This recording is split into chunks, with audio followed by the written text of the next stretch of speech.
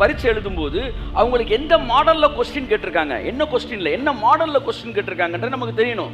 உள்ளே நுழைஞ்ச உடனே எல்லாம் பெரிய கேள்வியாக படிச்சு பண்ண இல்லை, ஒன் வேர்டு இருக்குது, அதில் குறுகிய விடையல் இருக்குது, அடுத்து என்னது விரிவான விடையல் இருக்குது.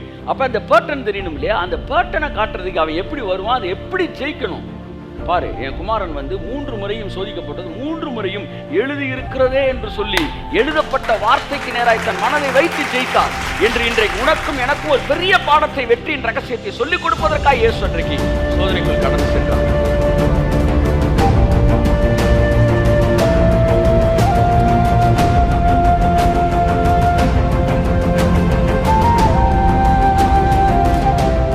இந்த உலகத்தோட தோல்விகளை உனக்கு காட்டுவான், இந்த உலகத்துல தோத்து போனவனை காட்டுவான். அதை நீ பார்க்கவே கூடாது. 2 விஷயத்தை நீ புரிஞ்சுக்கணும். ஒன்று, நீ இப்படி கண்ணில் பார்க்கறதுல நீ என்ன செய்யக்கூடாது, நடத்தப்படவே கூடாது. உன் கண்ணெல்லாம் டெலிவிஷன் அல்ல, ஹெவன்லி விஷனை பார்க்க வேண்டும். உன்னுடைய கண்கள் ஆவி மண்டலத்தை பார்க்க வேண்டும். இயேசு சொன்னார், பரலோகத்தில் உம்முடைய சித்தம் செய்யப்படுவது போல பூமியில் உம்முடைய சித்தம் செய்யப்படுவதாக, உம்முடைய ராஜ்யம் வருவதாக.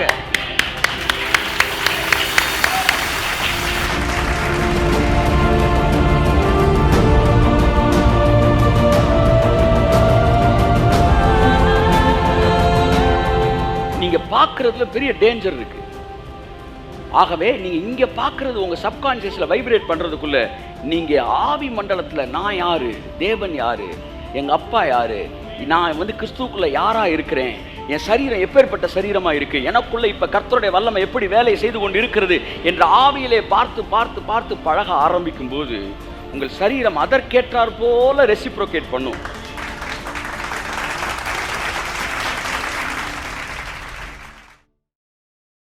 பிசாசின் தந்திரங்கள் தலைப்பை நம்ம தொடர்ந்து தியானிச்சுக்கிட்டு வரோம். வாசிப்போம். லூக்கா 4ஆம் அதிகாரம் 5-6. பின்பு பிசாசு அவரை உயர்ந்த மலையின் மேல் கொண்டு போய் உலகத்தின் சகல ராஜ்யங்களையும் ஒரு நிமிஷத்திலே அவருக்கு காண்பித்து, இவைகள் எல்லாவற்றின் மேலும் உள்ள அதிகாரத்தையும் இவைகளின் மகிமையையும் உமக்கு தருவேன், இவைகள் எனக்கு ஒப்பு கொடுக்கப்பட்டிருக்கிறது, எனக்கு இஷ்டமானவனுக்கு இவைகளை கொடுக்கிறேன். பிசாசு கர்த்தராகிய இயேசு கிறிஸ்துவை 3 முறை சோதிக்கிறதாக இங்கே நாம் பார்க்கிறோம். ஏற்கனவே நான் சொல்லியிருக்கிறேன், இதிலிருந்து பிசாசுடைய தந்திரத்தை நாம் படித்து கொள்ளலாம். இயேசு கிறிஸ்து சோதிக்கப்பட வேண்டிய அவசியம் இல்லை. ஏனென்றால் யாக்கோபு சொல்கிறது, தேவன் ஒருவரை சோதிக்கிறவர் அல்ல. எல்லாம் சொல்லுங்க, தேவன் ஒருவரையும் சோதிக்கிறவர் அல்ல. பொல்லாங்கனால் சோதிக்கப்படுகிறவரும் அல்ல. ஸோ தேவன் யாரையும் சோதிக்கலை. எல்லாம் சொல்லுங்கள். இனிமேல் யாரும் வாயை திறந்து ஏன்னா ஆண்டவன் என்ன இப்படி சோதிக்கிறானோ அப்படின்னு சொன்னீங்கன்னா, அப்படி யாரும் உங்கள் பக்கத்தில் இருக்க சொன்னாங்கன்னா சப்புன்னு வாயில் என்ன செய்யுங்க, கொடுத்து. யாக்கோபு 1:13 சொல்லுங்கள். யாக்கோபு 1:13 யாக்கோபு ஏன் தான் ஆண்டவன் சோதிக்கிறானோ பாருங்கள். உலகம் முழுவதும் கடவுள் மேலே ஒரு கெட்ட பேரை ஏற்படுத்திட்டான் பிசாசு. வேலை செஞ்சதெல்லாம் இவன், கெட்ட பேரெல்லாம் ஊரில் தான் அப்படி பேசுகிறானா. யோபு சொல்கிறான், கர்த்தர் கொடுத்தார், கர்த்தர் எடுத்தார், நம்ம வீட்டு பிள்ளை வரைக்கும் வந்துருச்சு அது. அப்போ இந்த மாயையும் இந்த ஏமாற்றுத்தனமும் தேவ பிள்ளைகளுக்குள்ளேவே இருக்குது. இன்றைக்கி அதை பிடிங்க எறிங்க. கடவுள் உங்களை சோதிக்கலை. உங்களை சோதிக்கிறதுக்கு அவர் ஒன்றும் ஆர்டிஓ ஆஃபீஸ் டிரைவிங் இன்ஸ்பெக்டர் கிடையாது. ஜெயிச்சிட்டியாப்பா அந்த மாதிரி ஒருத்தனே உட்காந்து பாஸு ஃபெயிலுன்னு போடுறதுக்கு தேவனுக்கு உங்களை சோதிக்க வேண்டிய அவசியம் இல்லை. அதை பல தடவை சொல்லியிருக்கிறேன். சிலர் அந்த செய்தியை கேட்காம இருப்பீங்க, அந்த பகுதியை பார்க்காம இருப்பீங்க. அவங்களுக்கு மறுபடியும் சொல்கிறேன், தேவன் ஒருவரையும் சோதிக்கிறவர் அல்ல. திரும்ப சொல்லுங்கள், தேவன் ஒருவரையும் சோதிக்கிறவர் அல்ல. யாருக்கு டெஸ்ட்டு தேவை? நீங்கள் ஜெயிப்பீங்களா தோப்பீங்களான்னு உங்களை பற்றி தெரியலன்னு வச்சுக்காங்களேன், அவருக்கு டெஸ்ட்டு தேவை. ஆனால் நீ ஜெயிப்பியா தோப்பியா, உன் எதிர்காலம் எப்படி இருக்கும், அடுத்து வாயை திறந்து இப்போ என்ன வார்த்தை சொல்ல போறன்ற வரைக்கும் அவருக்கு தெரியும். சகலமும் அவருக்கு முன்பாய் நிர்வாணமாய் இருக்கிறது. ஆகவே தேவனுக்கு ஒருத்தனுக்கு டெஸ்ட் வச்சு அவன் நல்லவனா கெட்டவனான்னு தெரிஞ்சுக்க வேண்டிய அவசியம் இல்லவே இல்லை. இதை மனசில் ஆழமாக பயிற்சிக்கங்க, அவ்வளோதான். இதை தொடர்ந்து நீங்கள் அங்கனக்குள்ளே சோதிச்சார் இருக்கு, இங்கனக்குள்ளே சோதிச்சார் இருக்கு, அதுக்கு என்ன அர்த்தம், இதுக்கு என்ன அர்த்தம் அப்படின்னா நீங்கள் என்சிபிசியில் ஜாயின் பண்ணிடுங்க. பைபிள் முழுவதும் சோதனை எங்கெல்லாம் வருது அதெல்லாம் நாங்கள் ஒரு பாடமாகவே எடுத்துடுறோம் அதில். ஸோ தேவன் வந்து ஆபிரகாமை சோதித்தான் இருக்கு. அடுத்து வந்து அவனை சோதிக்கும்படி இந்த கேள்வி கேட்டால் அதுக்கெல்லாம் என்ன அர்த்தம், இந்த 40 வருட காலம் உன்னை சோதித்து அதுக்கெல்லாம் என்ன அர்த்தம், ரொம்ப தெளிவாக NCBCயில் சொல்லித்தரோம். உடனடியாக உங்கள் ஃபோனை எடுங்க, டக்குன்னு பார்த்துக்கிட்டு இருக்கும்போது 87 60 60 70 70 டக்குன்னு சுழற்றி உங்கள் பெயரை பதிவு செய்து கொள்ளுங்கள். ஸோ நான் பைபிள் இந்த வசனத்தை உங்களுக்கு தேவையானதை மட்டும் சொல்கிறேன். இங்கே என்னென்னா, தேவன் ஒருவனையும் சோதிக்கிறவர் அல்ல, அவனவன் தன் சொந்த இச்சையினால் இழுக்கப்பட்டு சிக்குண்டு பின்பு சோதிக்கப்படுகிறான். 5000 ரூபா வருமானத்தை வச்சுட்டு 15,000 ரூபாய்க்கு வீடை வந்து லோனுக்கு எடுத்து வச்சுட்டு கட்ட முடியாமல் திணறும்போது அந்த சாமி ஏன் தான் சோதிக்குது, நான் அவனை பேங்க்கில் போட சொன்னேன். பைபிள் சொல்லுது, மனிதனுடைய மதியினம் அவன் வழியை தாறுமாறாக்கும், ஆனால் அவன் மனமோ கர்த்தருக்கு எதிராக தாங்கள் அடையும். அவனுடைய முட்டாள்தனத்தில் அவன் எல்லாத்தையும் தப்பாக வந்து முடிவுகள் எடுத்துட்டு கடைசியில் சாமி ஏன் தான் சோதிக்குதோ, சாமிக்கு சோதிக்கிற வேலை கிடையாது. ஒவ்வொருத்தரும் சோதிச்சு வச்சு டெஸ்ட் போட்டு பேப்பர் போட்டு கையில் கொண்டு வர்றது வேலை கிடையாது. அவருக்கு நீ விழுவியா எந்திரிப்பியான்னு எல்லாமே தெரியும். அப்போ இந்த இடத்துல அவர் சோதிக்கிறவரும் அல்ல, சோதிக்கப்படுகிறவரும் அல்ல. அவரை யாரும் சோதிக்க முடியாதுன்னு பைபிள் ரொம்ப தெளிவாக சொல்லுது. ஆனால் இந்த இடத்திலே அவர் சோதிக்கப்படுகிறார். இந்த 3 சோதனை பற்றி அடுத்த வாரம் நம்ம பார்க்க போகிறோம். ஏன் சோதிக்கப்படுகிறார்? நீங்கள் வந்து இடம் கொடுத்தா தான் சோதிக்கப்பட முடியும். பிசாசுக்கு இடமே கொடுக்கல. அப்போ தேவனுக்கு இடமே கொடுக்காம எதுக்கு சோதிக்கப்படுகிறார் என்றால், அவர் பரிசுத்த ஆவியானவராலே. 1ஆம் வசனம் சொல்லுது 4:1. அதாவது ஒரு மனுஷன் அதாவது சோதனையில் எப்படி ஜெயிக்கணும் அப்படின்றதுக்கு இதுக்கு முன்னாடி எப்படி ஜெயிக்கணுன்ற ஒரு மாடலே இல்லைனா அதுக்கப்புறம் எவனுக்குமே ஜெயிக்க தெரியாது. அதனால் உனக்கு சோதனை வரும், ஆனால் எனக்கு வராது. நீ இடம் கொடுக்கலாம், உனக்கும் வராது. ஆனால் ஒருவேளை உனக்கு சோதனை வந்தால் அதில் நீ எப்படி ஜெயிக்கணும்னு உனக்கு காட்டுவதற்காக பரிசுத்த ஆவியானவர் இவரை சோதனைக்குள்ளாய் கொண்டு சென்றார். கையை தட்டி ஓதுறோம், ஆமென். வாசிங்க 4:1. இயேசு பரிசுத்த ஆவியினாலே, முக்கியமான வார்த்தை, பரிசுத்த ஆவியானவராலே நிறைந்தவராய் யோர்தானை விட்டு திரும்பி ஆவியானவராலே வனாந்திரத்துக்கு கொண்டு போகப்பட்டு 40 நாள் பிசாசினால் சோதிக்கப்பட்டார். அப்ப பிசாசுல சோதிக்கப்படுற அந்த இடத்துக்கு கூட்டிட்டு போனதே யாரு? ஆவியானவர். நிச்சயமா ஆவியானவர் நம்மை அங்கு கொண்டு செல்கிறவர் அல்ல. ஆனால் அவரை ஏன் அங்கு கொண்டு சென்றார் என்றால், நாம் எப்படி ஜெயிக்க வேண்டும் என்பதற்கு நமக்கு ஒரு படத்தை காட்டுவதற்கு அவரை கொண்டு சென்றார். இந்த QAன்னு ஒன்று இருக்கும், கொஸ்டின் அண்ட் ஆன்சர்னு. அதாவது முந்தின குரூப் பரீட்சை எழுதும்போது அவங்களுக்கு எந்த மாடலில் கொஸ்டின் கேட்டிருக்காங்க, என்ன கொஸ்டினில் என்ன மாடலில் கொஸ்டின் கேட்டிருக்காங்கன்றது நமக்கு தெரியணும். உள்ளே நுழைஞ்ச உடனே எல்லாம் பெரிய கேள்வியாக படிச்சு பண்ண இல்லை, 1 வேர்டு இருக்குது, அதில் வந்து குறுகிய விடையெளி இருக்குது, அடுத்து வந்து என்னது விரிவான விடையெளி இருக்குது. அப்போ அந்த பேட்டர்ன் தெரியணும் இல்லையா? அந்த பேட்டர்னை காட்டுறதுக்கு அவன் எப்படி வருவான், அதை எப்படி ஜெயிக்கணும் பாரு. என் குமாரன் வந்து 3 முறையும் சோதிக்கப்பட்டது, 3 முறையும் எழுதியிருக்கிறதே என்று சொல்லி எழுதப்பட்ட வார்த்தைக்கு நேராய் தன் மனதை வைத்து ஜெயித்தார் என்று இன்றைக்கு உனக்கும் எனக்கும் ஒரு பெரிய பாடத்தை, வெற்றியின் ரகசியத்தை சொல்லிக் கொடுப்பதற்காக இயேசு அன்றைக்கு சோதனைக்குள் கடந்து சென்றார். ஆகவே அன்புக்குரியவர்களே, நம்முடைய வாழ்க்கையிலே சோதிக்கப்பட வேண்டிய அவசியம் இல்லை. ஆனால் நம்முடைய வாழ்க்கையில் நம்மளை டைவர்ட் பண்ணுறதுக்கு பிசாசு தந்திரங்களை கையாளும் போது அதை எப்படி ஜெயிக்கலாம் என்பது மிக எளிமையாக சொல்லப்பட்டிருக்கிறது. ஆகவே இந்த வசனத்தை நாம் வாசிப்போம். முதல் வசனம் அடுத்த வசனம் வாசிங்க. அப்பொழுது பிசாசு அவரை நோக்கி, நீர் தேவனுடைய குமாரனே ஆனால் இந்த கல் அப்பமாகும்படி சொல்லும் என்றார். இதை பற்றி நம்ம அடுத்த வாரம் பார்ப்போம். அடுத்து அவர் பிரதியுத்தரமாக, மனுஷன் அப்பத்தினாலே மாத்திரமல்ல, தேவனுடைய வாயிலிருந்து புறப்படும் ஒவ்வொரு வார்த்தையிலும் பிழைப்பான் எழுதியிருக்கிறது. பல முறை நாம் கேட்ட சில வெளிப்பாடுகளை எழுதியிருக்கிறேன் என்று சொல்லி அதெல்லாம் இப்போ நம்ம பார்க்குறதுக்கோ பேசுகிறதுக்கோ நம்ம வரல. அதெல்லாம் தெரிஞ்ச விஷயத்தை மறுபடியும் நம்ம பேச வேண்டிய அவசியம் இல்லை. புதிதான விஷயத்தை பார்ப்போம். 3 சோதனைகளை இங்கு பிசாசு என்ன செய்கிறான்? இயேசுக்கு நேராக கொண்டு வருகிறான். 3லும் 3 விதமான கன்னிகளை அவன் வைக்கிறான். அதில் ஒரு கன்னியெல்லாம் இவர் வந்து எஸ் சொன்னாலும் மாட்டணும், நோ சொன்னாலும் மாட்டணும், அப்படி வைக்கிறான். எப்படி? எஸ் சொன்னாலும் மாட்டணும், நோ சொன்னாலும் மாட்டணும், அப்படி கொஸ்டின் வைக்கிறான். எது? நீ மேலேருந்து கீழே குதிங்க, பைபிளில் எழுதியிருக்குல்ல, உங்களை வந்து தூதர்கள் கையில் ஏந்து கொண்டு போகிறேன்னு எழுதியிருக்குல்ல, குதிங்க. அப்போ குதிக்கலைன்னா உங்களுக்கு அவிசுவாசம் இருக்குது. குதிச்சிட்டாருன்னா வசனத்தை வரை டெஸ்ட் பண்ணுறாரு. ஸோ எந்த மூவ் எடுத்தாலும் முன்னாடி நடந்தாலும் செக்கு, பின்னாடி நடந்தாலும் செக், இப்படிலாம் கேள்வி கேட்குறான். ஆனால் எல்லாத்தையும் அடித்து தும்சம் பண்ணி தட்டி விட்டு வெளியே ஜெயிச்சுட்டு வந்தார் இயேசுநாதர். 3லேயுமே அவர் ஜெயிச்சிட்டார். ஸோ அதை நம்ம பார்ப்போம். இதில் 2வது விஷயத்தை மட்டும் இன்றைக்கி நான் பேச விரும்புகிறேன். The deception of devil, the scheme of devil, the deceiving of devil. பிசாசுடைய தந்திரங்கள், த ஸ்கீம்ஸ் ஆஃப் டெவில். எப்படி பிசாசு ஒரு பெரிய தந்திரத்தை நம்முடைய வாழ்க்கையில் வந்து செயல்படுத்துகிறான். அதாவது நம்மை தோற்கடிப்பதற்கு எப்படி டைவர்ட் பண்றதுக்கு அவன் வேலை பார்க்கறான்றது. வாசிப்போம் அந்த 2வது சோதனை. பின்பு பிசாசு அவரை உயர்ந்த மலையின் மேல் கொண்டு போய் உலகத்தின் சகல ராஜ்யங்களையும் ஒரு நிமிஷத்திலே அவருக்கு காண்பித்து. எல்லாம் சொல்லுங்க, காண்பித்து. சத்தமா சொல்லுங்க. கோடி எங்க போடணும்? காண்பித்து. பிசாசு காண்பிக்கிறான். எல்லாம் சொல்லுங்க. பிசாசு என்ன செய்கிறான்? காண்பிக்கிறான். காண்பிச்ச உடனே உங்களுடைய எதிர்ப்பு சக்தி பாதி என்ன ஆயிடுது? காலியாக போயிடுது. உங்களுக்கு வியாதி வந்துருச்சுன்னா வியாதியில் செத்தவனை காமிக்கிறான். அவனுடைய சந்திரத்தை மட்டும் பாருங்க. எவன் சாகுறான்னு காமிக்கிறான். இந்த சாகுறவனை நீங்கள் பார்த்துட்டீங்களே, அப்போவே நீங்கள் பாதி செத்துட்டீங்க. அவன் காமிச்சிட்டு அப்புறம் தான் பேசுவான். அவனுடைய ஸ்டைலு என்னன்னா, எடுத்தோன்னே பேசுகிறது கிடையாது. உங்களுடைய எதிர்ப்பு சக்தியை பாதியாக காலி பண்ணணும். அதனால இந்த ஆர்மி நிற்கும்போது இப்படி நிற்க மாட்டான், வரிசையாக இப்படி தான் நிற்பாங்க. நின்றுட்டு அப்படி நிற்பாங்க பாருங்க. அங்கேருந்து பார்க்கும்போது அப்படியே மில்லியன்ஸ் ஆஃப் பீப்புள் அப்படி கண்ணுக்கு தெரியும் பாருங்க. அதிலே பாதி செத்துருவாங்க இவங்க.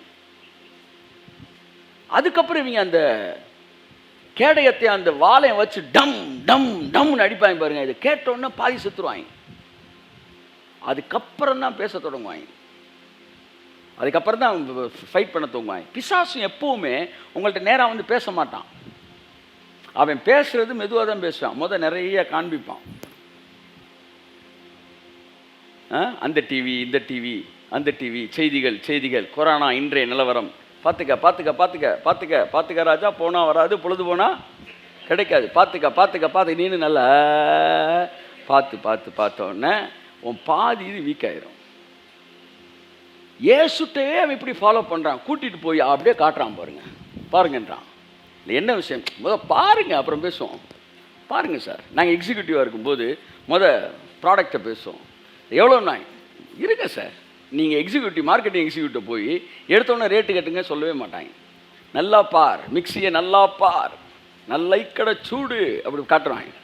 நல்லா இக்கடை சூடுன்னு பார்த்தோன்னே அவங்க மனசுக்குள்ளே 4000 இருக்குமோ, ஐயா 7000 கூட கொடுக்கலாம்டா, நீயா ஒரு ரேட்டுக்கு வருவே, இது வேறு செய்தா, அப்போ 9000 கூட கொடுக்கலாம் போல், அப்படியே நீ மேலே வா காமிச்சிக்கிட்டே இருப்பான். அதுக்கப்புறம் தான் பேச உட்காருவான்.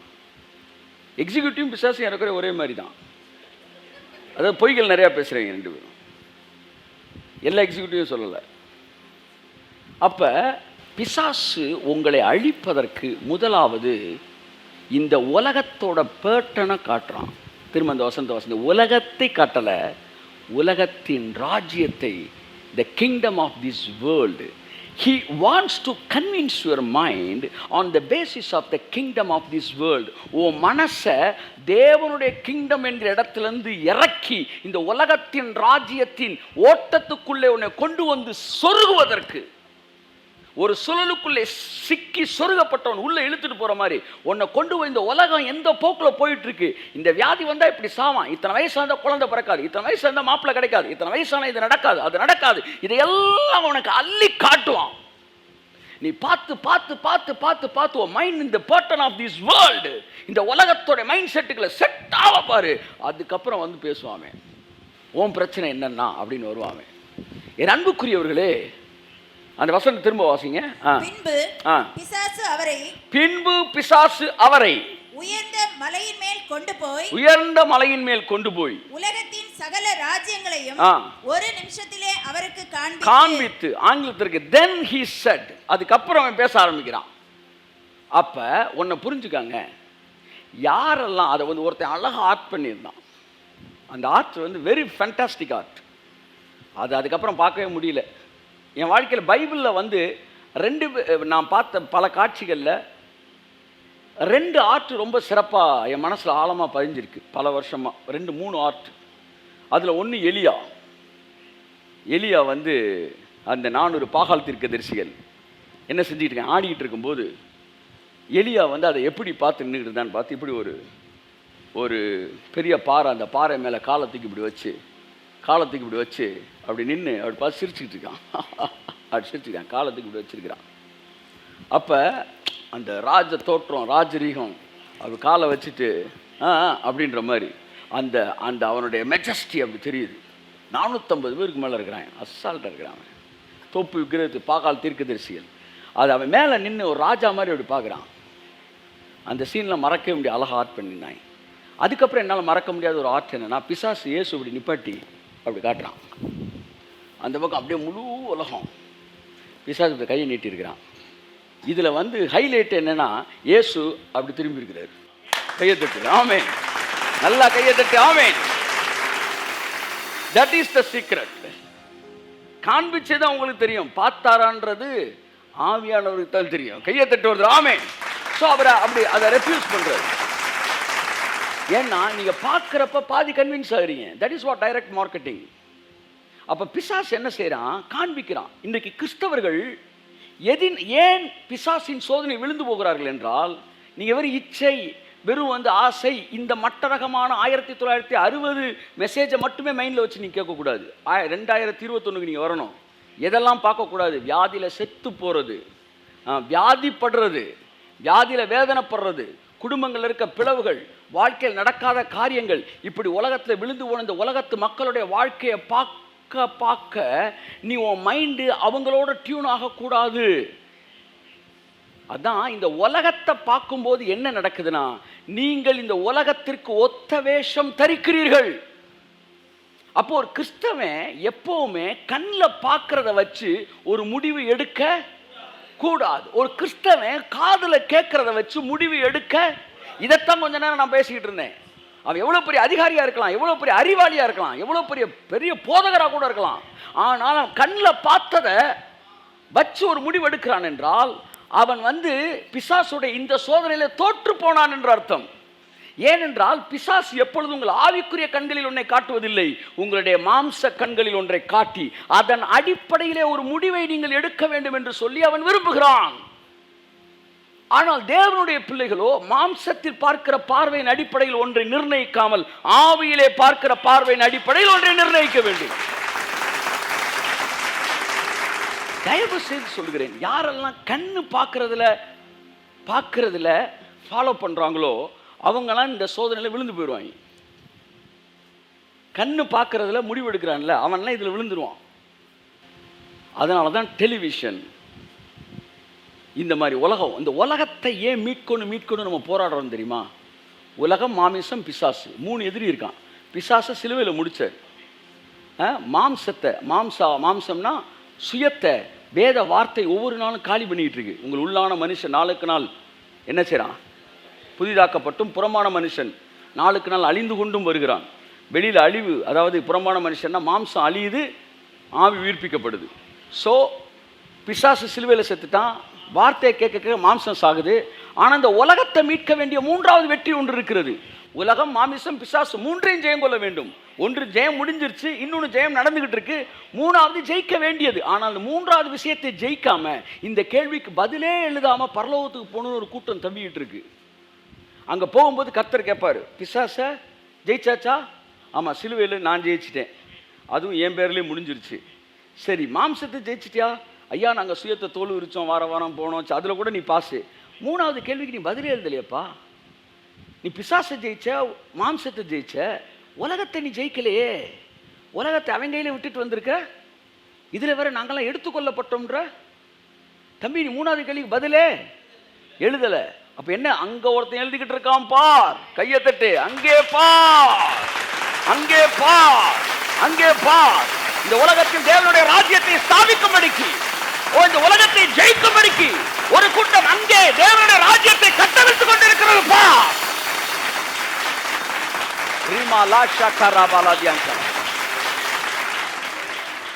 அவர்கள்தான் இந்த 3வது எதிரியை ஜெயிக்கிறவர்கள்.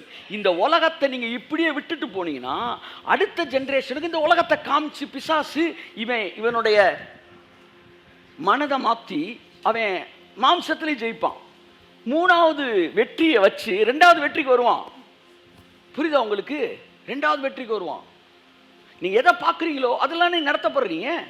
ஸோ நீங்கள் பார்க்குறதுல ஏதோ ஒரு வல்லமை இருக்கிறது. கொரோனா பாதிக்கப்பட்டவர்கள், அவர்கள் மிகப்பெரிய பிரச்சனை என்னவென்றால், வீட்டில் இருக்கிறவங்க நிறைய பேர் இப்போ வந்து என்ன ஆயிடுறாங்க, பொழைச்சிக்கிறாங்க. ஹாஸ்பிட்டல் போனவங்க செத்து போயிடுறான் நிறைய பேர். ஏன்னா பக்கத்து அடுத்தடுத்த பெட்டில் சாகிறத கண்ணில் பார்க்குறாங்க. You know how it is powerful. நீங்கள் நினைக்கிறத விட அது பவர்ஃபுல்லானது. உங்கள் கண்ணுக்கு முன்னாடி ஒருத்தன் சாகிறத நீங்கள் பார்க்கும்போது, அடுத்து இவனை போல நாமும் ஒரு நாள் சாக போகிறோம், ஒருவேளை நாம் சாவதற்கான வாய்ப்புகள் இருக்குது, ஒருவேளை இல்லை செத்துருவோண்டா, இப்படி தான் நம்மளை சுற்றி போவாங்க, அந்த மனசில் அந்த எண்ணம் வரும் பாருங்கள். அந்த தாட்டை கொண்டு வரதே அந்த பார்வை தான். அதனால தான் பிசாசு எப்போவுமே காட்டுறான் உங்களை. நான் என்ன சொல்ல வரேன்னா, நீ பிசாசை ஜெயிக்கணும்னா அவன் தந்திரத்தில் ஒன்று, இந்த உலகத்தோட ஃபெயிலியர்ஸை காட்டுவான், இந்த உலகத்தோட தோல்விகளை உனக்கு காட்டுவான், இந்த உலகத்தில் தோத்து போனவனை காட்டுவான். அதை நீ பார்க்கவே கூடாது. 2 விஷயத்தை நீ புரிஞ்சுக்கணும். ஒன்று, நீ இப்படி கண்ணில் பார்க்குறதுல நீ என்ன செய்யக்கூடாது, நடத்தப்படவே கூடாது.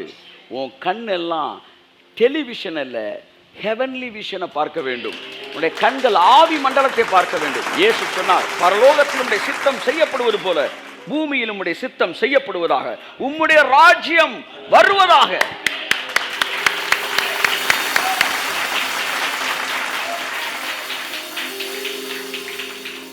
அப்ப இன்னைக்கு கடவுளோட பிள்ளைகளை பயமுறுத்துறதுக்கு அவனுக்கு ஏகப்பட்ட விஷயம் இருக்குது. எல்லாத்தையும் காட்டுறான். கொஞ்ச நாள் உங்களுக்கு கல்யாணம் ஒரு 2 வருஷம் லேட் ஆச்சு, நாங்கள் பார் இத்தனை வயசுக்கு மேலே போனால் உனக்கு என்ன பிறக்காது, கல்யாணமே நடக்காது. லேட்டாக கல்யாணம் பண்ணால் குழந்தைய பிறக்காது. ஒருத்தன் வந்து ரூபா பிஸ்னஸில் தோத்துட்டா அவன் எந்திரிக்கவே முடியாது, குடும்பத்தோடு அவங்க பார் தற்கொலை பண்ணியிருக்காங்க. இப்படி அவன் எதிர்மறையானது ஒவ்வொரு உன்னுடைய சின்ன சின்ன தோல்விகளிலும் உன்னை கொல்லுவதற்காக, எதிர்மறையாக அவன் காட்டுவதற்கு நூற்றுக்கணக்கான எதிர்மறையான காரியங்கள் அவனுக்கு இருக்கு. ஆனால் அடுத்த ஜென்ரேஷனுக்கு அவன் கையை நீட்டி காட்டுறதுக்கு ஒன்றும் இருக்க கூடாது. ஆமென், கூடாது. இந்த உலகத்தை நீ இப்படியே விட்டுட்டு போக போக அடுத்த ஜென்ரேஷனுக்கு அவன் வந்து கண்ணில் காட்டி காட்டி காட்டி காட்டி காட்டி அவன் மனசை சோர்வுற செஞ்சு அவனை அழிக்கிற இடத்துக்கு தான் நீ விட்டுட்டு போகிற. சில வீடுகளில் கரையான் வந்து பெரிய லெவலில் புத்து போட்டிருக்கும். அது நீ கொண்டு போய் 50 காசுக்கு ஒரு மூட்டை பூச்சி பவுடர் வாங்கி டக்கு டக்கு டக்குன்னு தட்டி விட்டால் கதை என்ன செய்யாது, ஆகாது. ஒருவேளை கண்ணுக்கு தெரிகிற அந்த கரையான் அழியும், ஆனால் திரும்ப ஒரு 4 நாள் என்ன செய்யும், குபு குபுக்குன்னு வரும். அப்போ என்ன செய்யணும், உள்ளுக்க வரைக்கும் தோண்டி இன்ஜெக்ஷன் பண்ணணும். அது ஒரு ட்ரீட்மெண்ட். அந்த வீட்டுக்கே இன்ஜெக்ஷன் போடுவாங்க. ஒவ்வொன்றிலையும் வந்து உள்ள சர்ன்னு பெனிட்ரேட் பண்ணி இதை போட்டு அடித்து மருந்து ஏற்றுவாங்க. கொஞ்ச நாளில் அடிப்படை ஆதாரமே கரையானுக்கு இருக்காது. அதுக்கப்புறம் 20 வருஷத்துக்கு பிரச்சனை இருக்காது சார். அந்த மாதிரி இந்த உலகத்தில் கண்ணுக்கு தெரிகிற வியாதியை தொடச்சி விட்டுட்டு போகக்கூடாது. ஜான்ஜி லேக் மாதிரி இல்லை வந்து ஸ்மித் விகில்ஸ்வொர்த் மாதிரி ஏதோ கண்ணுக்கு மூட்டை பூச்சி பவுடரை போட்டுட்டு போகிற ஒரு ஜென்ரேஷனாக நீங்கள் இருந்தீங்கன்னா அவங்க போனதுக்கப்புறம் மறுபடியும் கரையான் வந்துருச்சே. இன்னைக்கு எந்த ஜான்ஜி லேக்கை நீ தேடுவ, இன்னைக்கு எந்த ஸ்மித் விகில்ஸ்வொர்த்தை தேடுவ? இன்றைய தேவை சுகமளிக்கிற ஊழியர்கள் அல்ல, இன்றைய தேவை ராஜ்யத்தை பூமியில நிறுவுகிறவர்கள். கரங்களை தட்டி ஆமென் ஆமென் ஆமென். ஏதோ கரையான் பவுடரை போட்டு வந்தவனெல்லாம் சுகப்படுத்திட்டு போறதுக்கு உன்னை என்னை கடவுள் அழைக்கல. இன்ஜெக்ஷன். பூமியின் அஸ்திவாரங்கள் அதிர்ந்தது. கையை தட்டி ஆமென். தட் இஸ் வாட் ஆமென். அதுதான் இங்கே தேவை. அஸ்திவாரங்கள் அதிர வேண்டும். அதாவது the foundation of the world அப்படின்னா the pattern of the world, அந்த pattern of the world மாறணும். இன்னைக்கு நம்ம மனசுல ஒரு pattern இருக்குல்ல சார், 40 வயசுக்கு மேல உங்களுக்கு சுகர் வரும் அப்படின்றத உங்களுக்கு யாரு கபிரியல் வந்து சொன்னானா? எனக்கு பதில் வேணும். மிகாவேல் சொன்னானா? சரி, மெடிக்கல் காலேஜ் ஸ்டூடெண்ட்டா நீங்க? அதுவும் இல்லை. அடப்பாவியலா, உங்களுக்கு கபிரியல் சொல்லல, மிகாவேல் சொல்ல, you are not at all medical college student. நீங்கள் எதுவும் ரிசர்ச் பண்ணியிருக்கீங்களா 40 தாண்டா சுகர் வரும்னு? இல்லை. ஆனால் ரொம்ப ஸ்ட்ராங்காக நம்புறீங்க 40 தாண்டா சுகர் வரும், 50 தாண்டா ஆட்டங்கானம், 60ல் என்னது இதெல்லாம் நடக்கும். இது எப்படி உங்களுக்குள்ள வந்து சொல்லுங்கள். நீங்கள் பார்த்தீங்க ஒரு picture, it speaks millions of வேர்ட்ஸ்ன்னு வாங்கி நீங்கள் மில்லியன்ஸ் வேர்ட்ஸை எக்ஸ்பிளைன் பண்ணி புரியாததெல்லாம் ஒரு ஃபோட்டோ வந்து காமிச்சிருமா. அமெரிக்காவிலேருந்து டேடர் வந்திருந்தப்ப ஃபோட்டோஸாக எடுப்பார். நான் I was not that much interest அன்றைக்கி ஃபோட்டோ. வாங்க வாங்க ஜஸ்ட் கமான் கமான் கியர்னு சொல்லி ஃபோட்டோவாக எடுத்துகிட்டு இருந்தார். அந்த ஃபோட்டோட வேல்யூலாம் எனக்கு தெரியல. சரி சரி சரின்னு எடுத்துகிறேன். ஆனால் ஊருக்கு போன பிறகு, நாங்கள் பிரிஞ்ச பிறகு, அதுக்கப்புறம் அந்த ஃபோட்டோஸ் எடுத்தப்போ ஒவ்வொரு ஃபோட்டோ ஒரு கதை சொல்லுது. அதை சுற்றி நடந்த எல்லா அந்த இன்சிடெண்ட்டும் டயலாகும் ஞாபகத்துக்கு வருது. அப்போ நான் அவர்கிட்ட ஃபோனில் பேசும்போது சொல்கிறேன். அவர் சொன்னார், நான் சொன்னேன்னா இல்லையா, ஒரு ஃபோட்டோ 1000 மில்லியன் வேர்ட்ஸை விட பவர்ஃபுல்லானது. அப்படி தான் பார்க்கும்போது நீங்கள் என்ன பார்க்குறீங்களோ அது உங்களுக்குள்ள அவ்வளவு எதிர்மறையானதை கொடுத்துரும். ஸோ முதல் விஷயம், you should not be led by what you are seeing. நீங்கள் பார்க்கிறதை கொண்டு நீங்கள் நடக்கக்கூடாது. பார்க்கறது வேற, நீங்கள் வேற. பார்க்கறது உங்களை பாதிக்க முடியாது, பார்க்கிறது உங்களை பாதிக்க கூடாது. கைத்தடி ஒருத்தர் நன்றி சொல்லுங்க. ஆமென். Praise God. You cannot be led by what you are seeing.